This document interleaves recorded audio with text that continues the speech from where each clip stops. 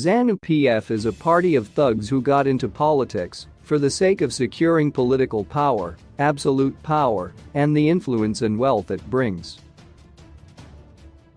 They don't care about anything or anyone else.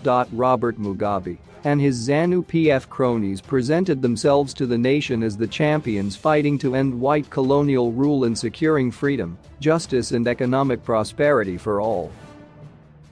This was but a necessary disguise, the wolf in a sheep coat.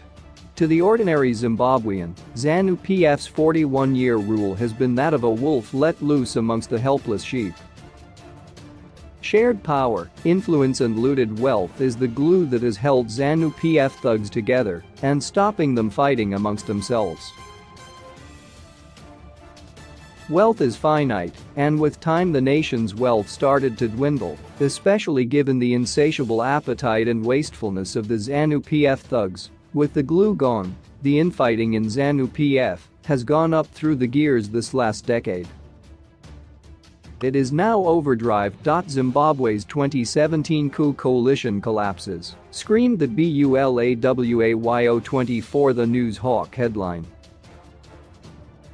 The fact that Vice President Constantino Chiwenga is contemplating challenging President Emmerson Mnangagwa for the Zanu PF presidency of the party's elective Congress next year, while factions loyal to the two protagonists are slugging it out at various levels of the party, including at provincial and district levels, is testimony to the fact that the 2017 coup coalition has collapsed. Under the coup arrangement, Mnangagwa was meant to pass on the baton to Chiwenga in 2023, but no sooner had he assumed power than he started consolidating his grip by, among other tactics, purging Chiwenga's allies, with the aim of remaining at the helm, setting the stage for a power battle between the two gladiators. Robert Mugabe had managed to pacify the demanding but wasteful Zanu PF thugs by doling out loot hand over fist. He was lucky in that he inherited the biblical 7 fat cows and 7 fat ears of corn from the Smith regime. When the wealth from Smith ran out in the late 1990s, Mugabe turned to the only other asset left: land. The seizure of the white-owned farms to give, mainly, to party loyalists, led to the collapse of the country's once very productive agricultural sector, and it took with it the economy. The Zimbabwe economy shrunk by a staggering 50% in the period 2000 to 2008 alone, and it has never ever recovered to this day. So Mnangagwa and his coup plotter inherited 1 thin cow and 1 thin ear of corn from Mugabe, following the November 2017 coup. It is no surprise the dog-eat-dog factional fighting that resulted in Joyce Mujuru and her faction being booted out in 2014, and then Mugabe and his G40 in 2017 continued unabated after the coup. Soon after the coup, President Mnangagwa promised new democratic dispensation, a second republic, and even promised to hold free, fair and credible elections. Some people believed him wholeheartedly, whilst a few expressed their doubts. Would the coup plotters risk their lives in staging the coup to seize power only to risk losing it 8 months later in free, fair and credible 2018 election? It should be noted too that the coup plotters were the ones who had blatantly rigged elections in the past to keep Mugabe in power. It is naive, to say the least, to expect them to give up these dictatorial powers now, when rigging the elections would secure power. The skeptics were right.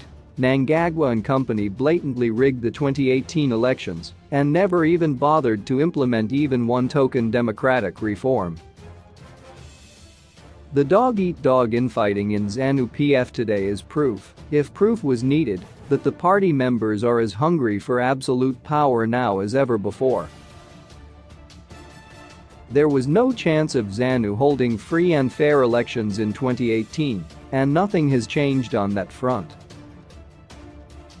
The opposition's participation in the 2023 elections is only tolerated by Zanu PF purely for the purpose of giving some modicum of credibility to the flawed and illegal electoral process and, by extension, giving legitimacy to the vote-rigging Zanu PF.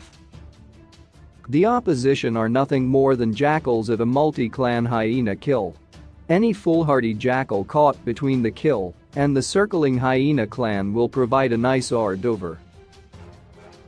For all their political posturing, Nelson Chamisa and company are participating in these elections to win the few gravy train seats Zanu PF is giving away to entice the opposition to participate. As much as the people are desperate for real political change and a meaningful say in the governance of the country, that will never ever happen, not until the democratic reforms to dismantle the Zanu PF dictatorship are finally implemented. What is so annoying about Zimbabwe politics is that MDC leaders wasted the golden opportunity to implement the democratic reforms and thus dismantle the Zanu PF dictatorship once and once for all during the 2008 to 2013 new. They failed to implement even one reform in 5 years. This was the nation's get out of jail card and MDC failed to play it. Worse still, MDC are the ones giving legitimacy to the vote-rigging Zanu PF regime by insisting on participating in these flawed elections when everyone else has been calling for reforms before elections. It was USA Ambassador to Zimbabwe 2004 to 2007, Chris Dell, who said Morgan Tsvangirai was a flawed and indecisive character who would become an albatross round the nation's neck if he ever got into power. Dell could have said the same of the MDC leadership, and they have become the milestone dragging the nation into the crashing abyss.